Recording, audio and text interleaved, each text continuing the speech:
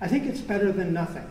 But what I find so interesting right now is that, for those of you who live here in town may have seen a piece I did in the Outlook section of the Post 2 Sundays ago, September 20th, I think it was, where I pointed out, using Department of Energy data, that in this country, carbon emissions have dropped 9% in the last 2 years.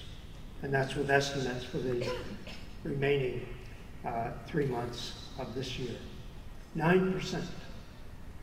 I mean, since we started debating the McCain-Lieberman bill to the current Waxman-Markey bill, while that debate has been going on, we've cut carbon emissions 9%. I don't think most people know it. I don't even think most people working on the bill are aware of this yet. But more exciting is the pipeline of coming reductions in carbon emissions.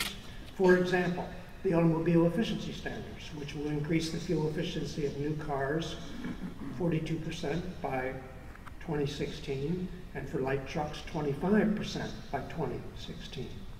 A second one is the gains, the reductions in carbon emissions that will come from new appliance efficiency standards. What not many people know is that for the last several years, none of the climate legislation passed by Congress, I think there was a piece in 2005, 2007, none of that was translated into regulations to actually reduce carbon emissions.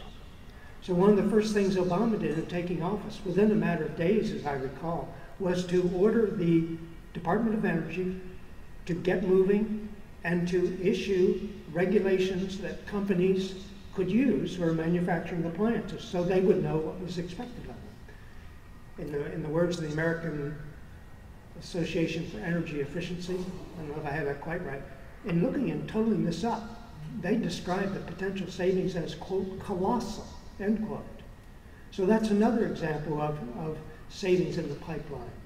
A third is the various incentives we have now for wind and solar and geothermal energy. We're on the verge of some explosive growth in all three.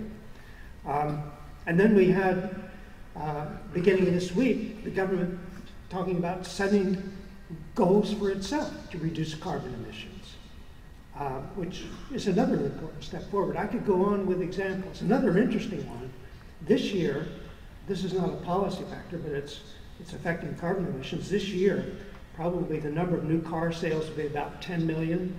The number of cars scrapped, about 14 million, which means the US fleet is going to shrink by about 4 million, or the better part of 2% in 1 year. I think we're going to see this for the next few years. There are a lot of things happening now to cut carbon emissions based on things already in motion. And we still got, 11 years to go before we get to 2020. And I think there's a huge potential just to keep things moving once we have them moving. The exciting thing is that they are moving now. They're moving in the right direction. Now, part of this 9% reduction is because of the economic downturn, but part of it is because of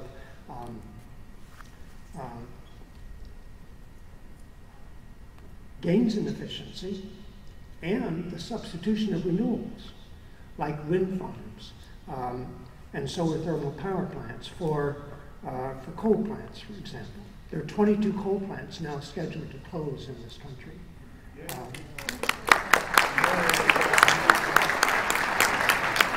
And I think there are going to be many more. So that's an issue to push on.